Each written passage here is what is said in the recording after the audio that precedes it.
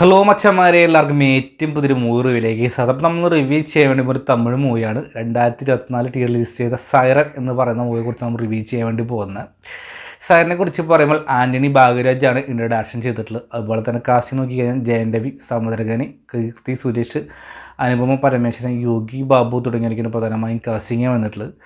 Siren ഒരു thriller ജേണിലേക്കാണ് കൊണ്ടുവരാൻ ശ്രമിച്ചിട്ടുള്ളത്. അതൊരു പരിധിക്കപ്പുറത്തോട്ടും വളരെ ബോറായി തന്നെ ചെയ്തു വെച്ചിട്ടുണ്ട്.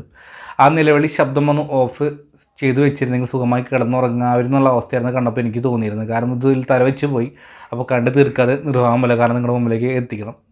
അപ്പോൾ സൈറിൻ്റെ സ്റ്റോറി വൺ ലൈൻ പറയാച്ചെങ്കിൽ തൻ്റേതല്ലാത്ത കാരണത്താൽ അല്ലെങ്കിൽ ചെയ്യാത്ത കുറ്റത്തിന് ശിക്ഷ അനുഭവിക്കപ്പെട്ട ഒരു കുറ്റവാളിയും അതുപോലെ തന്നെ ഒരു പോലീസുകാരുടെ കഥയാണ് മുന്നോട്ട് പോയിട്ടുള്ളത്. ഇതിൽ കുറ്റവാളിയായിട്ട് നമ്മുടെ ജയൻ രവിയും വരുന്നുണ്ട് ജയിൽ പ്രതിയായിട്ട്. അതുപോലെ തന്നെ ഒരു പോലീസുകാർ കീർത്തി സുരേഷമാണ് ഒരു ഉയർന്ന റാങ്കുള്ള ഒരു എസ്ഐയാൻ തോന്നുന്നു. അത് കഴിഞ്ഞ് വർഷങ്ങൾക്ക് ശേഷം കുറ്റവാളി വീണ്ടും ജയിലിൽ നിന്ന് പരോളിന് വരികയാണ്. പിന്നീട് സംഭവിക്കുന്ന കാര്യങ്ങളും കൊലപാതകങ്ങളൊക്കെയാണ് മുന്നോട്ട് പോകാൻ ശ്രമിച്ചിട്ടുള്ളത്. ഈ ഫസ്റ്റ് ഹാഫിൽ അച്ഛൻ മകൾ കുറച്ച് ഇമോഷൻസ് കൊണ്ടുവരാൻ ശ്രമിക്കുന്നുണ്ട്. അതിൻ്റെ ഇടയ്ക്ക് കുറച്ച് ത്രില്ലിങ് കൊണ്ടുവരാൻ ശ്രമിക്കുന്നുണ്ട്, കുറച്ച് ഫ്ലാഷ് ബാക്കും കാര്യങ്ങൾ കൊണ്ടുവരാൻ ശ്രമിക്കുന്നുണ്ട്.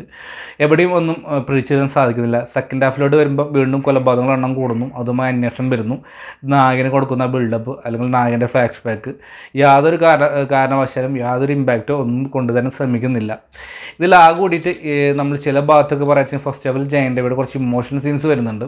അതായത് ബസ്സിൽ ചെറിയ കുട്ടിയായിട്ട് വരുന്നൊരു സീൻ, ഒരു പോലീസ് ജീപ്പിൽ പോലീസ് ബസ്സിൽ ആ സീൻ നല്ല രീതിയിൽ തന്നെ വർക്കൗട്ട് ആവാൻ സാധിച്ചു. പിന്നെ ബാക്കി എവിടെയും ആ ഇമോഷണൽ ടച്ച് ചെയ്യാൻ സാധിക്കുന്നില്ല. അതുപോലെ തന്നെ പാട്ടുകൾ കൊള്ളാമായിരുന്നു. ഫസ്റ്റ് ഹാഫിൽ കുറച്ച് പാട്ടുകൾ, BGM, ഇൻട്രോ സീൻസൊക്കെ വളരെ രസമായി ചെയ്തിരുന്നു. പിന്നീട് തന്നെ റിപ്പീറ്റ് അടിച്ച് വരുമ്പോൾ യാതൊരു ഇമ്പാക്റ്റും ഉണ്ടാക്കാൻ സാധിക്കുന്നില്ല.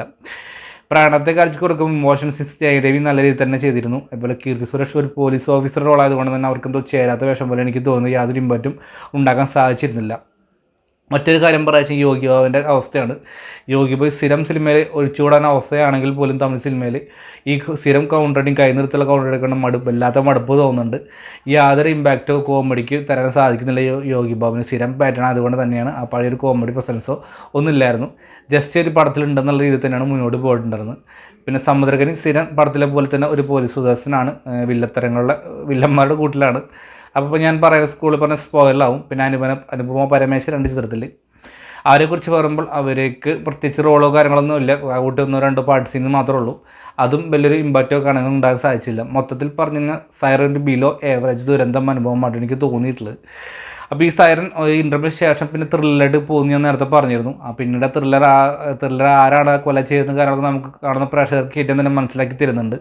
പിന്നീട് പോലീസുകാർ അന്വേഷണം നടന്നെങ്കിലും പണ്ടാറും കഴിഞ്ഞ് കിട്ടിയാൽ മതി എന്ന അവസ്ഥയായിരുന്നു കാണുന്ന പ്രശ്നമൊക്കെ ഉണ്ടാവുമെന്ന് കണ്ടപ്പോൾ എനിക്ക് തോന്നിയത്. പിന്നീട് ലാസ്റ്റ് നമ്മുടെ നായകന് കുറച്ച് ഇമോഷണൽ സീൻസും അച്ഛനും മകൾ കുറച്ച് പാസ്സൊക്കെ കുത്തിക്കയറ്റുന്നുണ്ട്. ശുഭാവസാനത്തിലാണ് ചിത്രം അവസാനിക്കുന്നത്. അപ്പോൾ സൈറനെ കുറിച്ച് പറയുമ്പോൾ ഞാൻ നേരത്തെ മുമ്പ് പറഞ്ഞിരുന്നു ഏവറേജ് അനുഭവമായിട്ടാണ് എനിക്ക് തോന്നിയത്. ഏവറേജിനേക്കാൾ നിൽക്കുന്ന ഒരു ബിലോ അനുഭവമായിട്ടാണ് സൈറൻ കണ്ടപ്പോൾ എനിക്ക് തോന്നിയത്. അപ്പോൾ ദുരന്തത്തിന് തലവയ്ക്കാൻ താല്പര്യമുള്ളതൊന്ന് കണ്ടു നോക്കുക, അഭിപ്രായം രേഖപ്പെടുത്തുക. എന്നതിന് ഇപ്പോൾ നമ്മുടെ ഇഷ്ടപ്പെട്ട സപ്പോർട്ട് ചെയ്യുക. അതായിരിക്കും ബൈ ഫ്രണ്ട്സ്.